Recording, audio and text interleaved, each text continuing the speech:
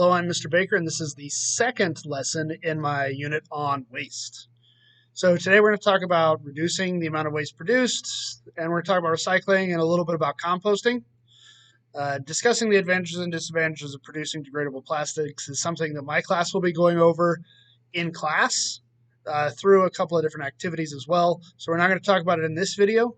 I may link another video in the description to expound on that, but for now, let's go ahead and get started.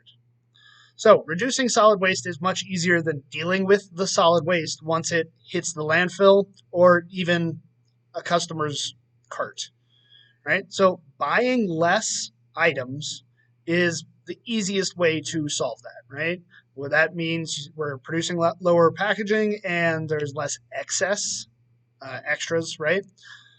Anna Lappé has this great quote that I've got on screen. Every time you spend money, you're casting a vote for the kind of world you want. So spending money on companies that are backing green practices that have lower impact on the environment is a big thing, right? We've talked about that a little bit already this year in my class. Another way is buying items that last longer. Buy it once, buy it for life. Things that last longer and need to be replaced less often have a lower impact on the environment. Reusable water bottles are great. Reusable everything is great. All right.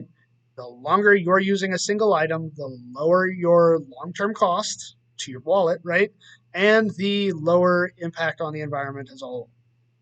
Buying recycled items and used items is not only cheaper for you, usually, but it also signals to those companies that are making those items that they're of worth and that people are willing to spend money on items that do last longer, items that are made from sustainable or recycled materials. Buying used items also keeps that item out of a landfill, right? Now, that's not always an option, and I understand that. But if you've got the option, hit up eBay, hit up Facebook Marketplace, hit up your community's neighborhood app. A lot of people are reselling items. Getting those resold items is usually cheaper than buying new at the store, and it keeps it out of the landfill. All right. Now, some waste can be recycled and turned into raw materials. We'll talk about that in a little bit. Here's a image right under my face of some plastic that has been recycled and turned into raw material. These are plastic beads, not like the kind you'd wear on a necklace, but the kind that can be fed into machinery. Composting is a great way to kind of recycle things that aren't recyclable, right? A lot of food waste can be recycled.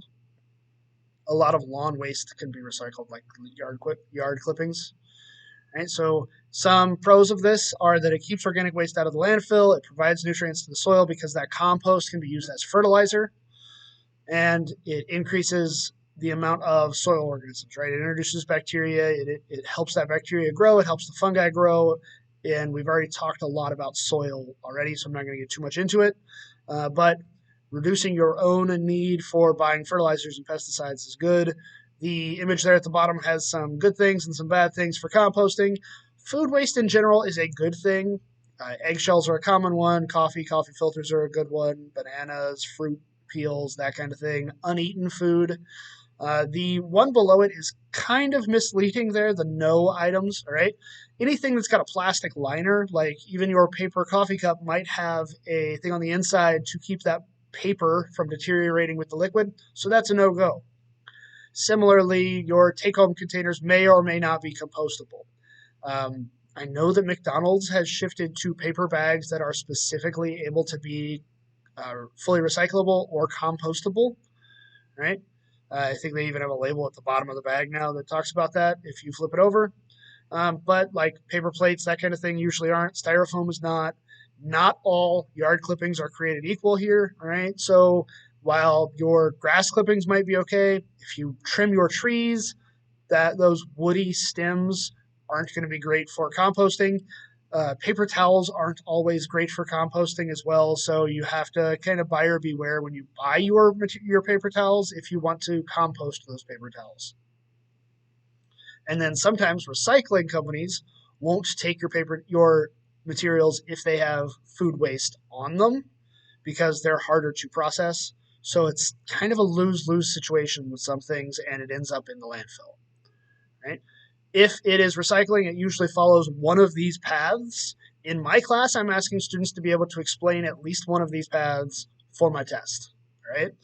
They can pick any item and kind of choose your own adventure way through this to end up with a product that ends up in a store, or the energy produced from either a waste to energy facility that does incineration or a landfill that has off gassing with methane, like we talked about in our last lesson. Right? So if you need to memorize that or write it down, hit pause and do so. Right, this is another infographic. This one is specifically about 3D printing using recycled plastics. I think it's a really good idea. I think it's something that many people can get behind, but it's not something you're doing in your own home.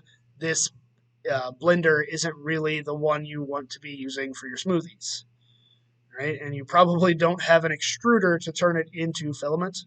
But if you're into 3D printing, or you're looking at getting started, recycled filament is a good idea. Again, pause the video and read through this if you would like.